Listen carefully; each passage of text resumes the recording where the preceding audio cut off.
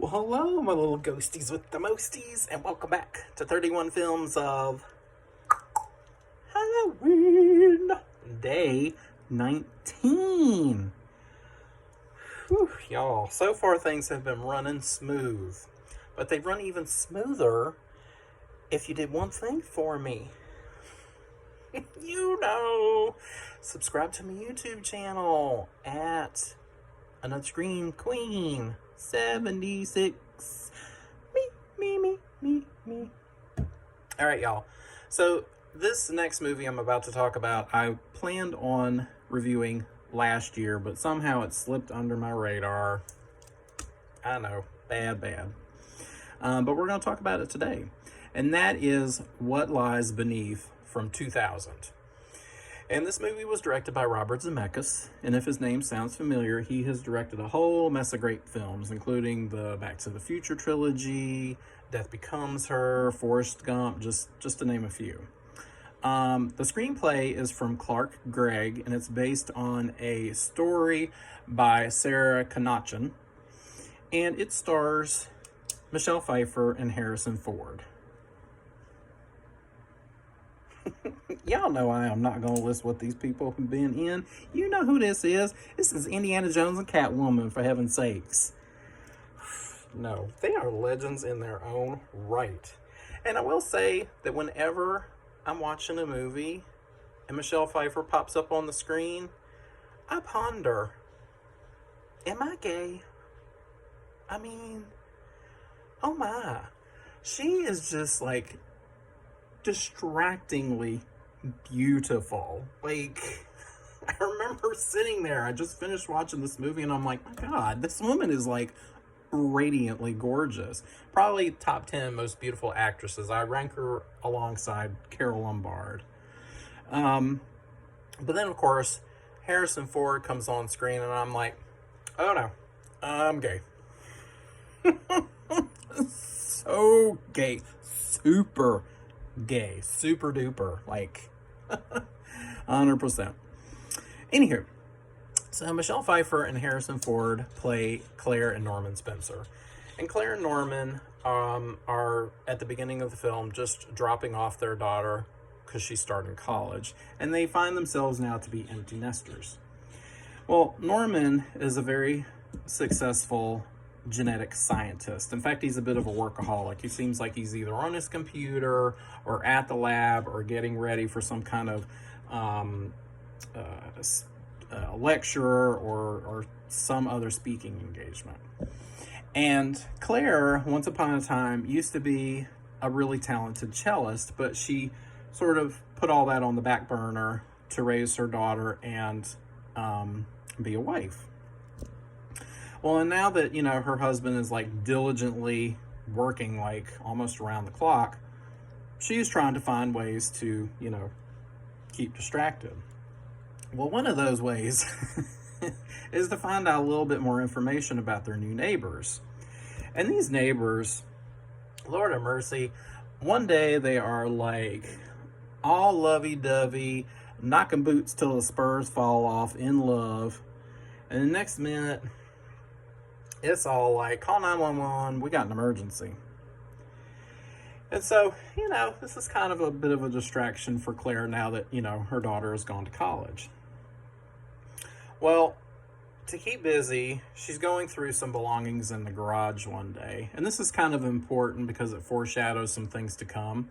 But she's going through this scrapbook that's full of pictures, and she finds some newspaper articles and things from her past. And it's really starting to get to her and reach a nostalgic place. And she starts to get emotional.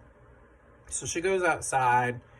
She's having a bit of a meltdown. And then she hears like a bigger meltdown coming from the other side of the fence, and she realizes it's the wife of their neighbors.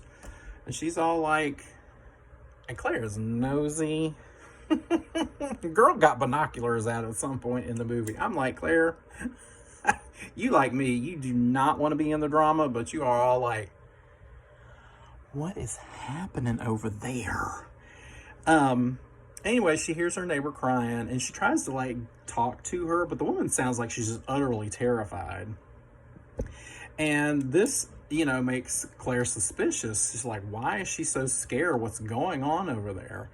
And there's a few more things that kind of like lead her to believe that there is a toxic situation going on the other side of this fence, to the point where she suspects that the neighbor's husband has like done away with her.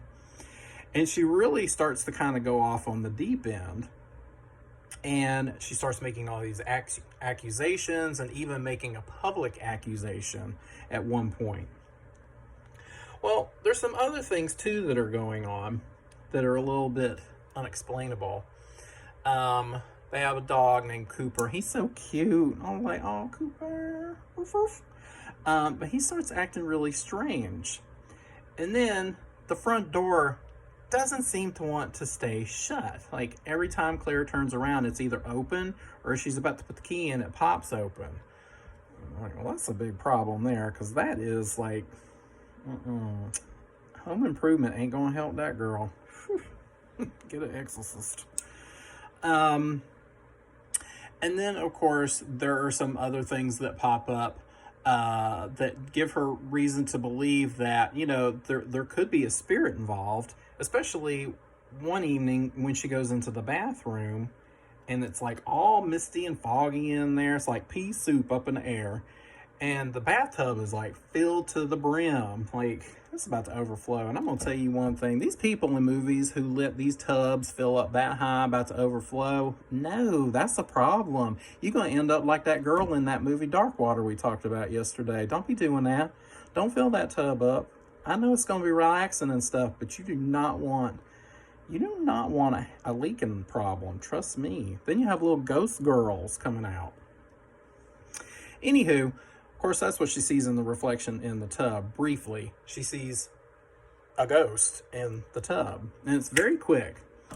So Claire starts to think she is losing her mind. She's telling her husband Norman about it, and he's all like, you are going off the deep end. He even so much as accuses her of like trying to sabotage his work because he's not been at home enough.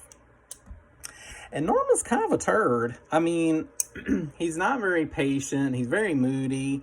I understand he's under a lot of strain. But some secrets start to come out. And I'm not going to delve into what all these secrets are, because this movie perceives itself to be one thing and then totally flips and becomes something else entirely. And I remember watching this in the theater with my parents when it came out, and we all loved it and thought it was fantastic. And it's still a really great movie. Awesome performances by both the leads, especially Michelle Pfeiffer. The movie has a lot of nods to Alfred Hitchcock. It almost has a Hitchcockian vibe to it, but it has like a little bit more technical nuances to it. In fact, I read in the trivia that Robert Zemeckis tried to film it as though Alfred Hitchcock may have directed it himself, but with the kind of technology that we have today. And you can definitely see those little nods and winks, especially to the film Psycho. I'm not going to go into why. You'll just have to watch the movie itself. But I will give What Lies Beneath, I will give it 4 pumpkins. I will say the ending drags on a little too far. It's almost like it has 2 endings. And, and there's a bathtub scene that's very harrowing. Like, it's the standout moment in the entire film. But then it proceeds to still keep going. And I feel like if they maybe had cut back a little bit, the pacing might have improved. Still a great film. I'd totally watch it again. Highly recommend it. There is a supernatural angle, as I said.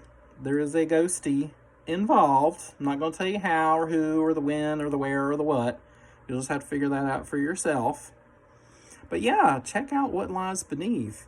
That title has a double meaning too, because, some secrets should stay buried, and then, what is, beneath the truth of marriages. Wink, wink. So until next time, if you need to contact a spirit, I suggest that you just reach out to Jack Daniels.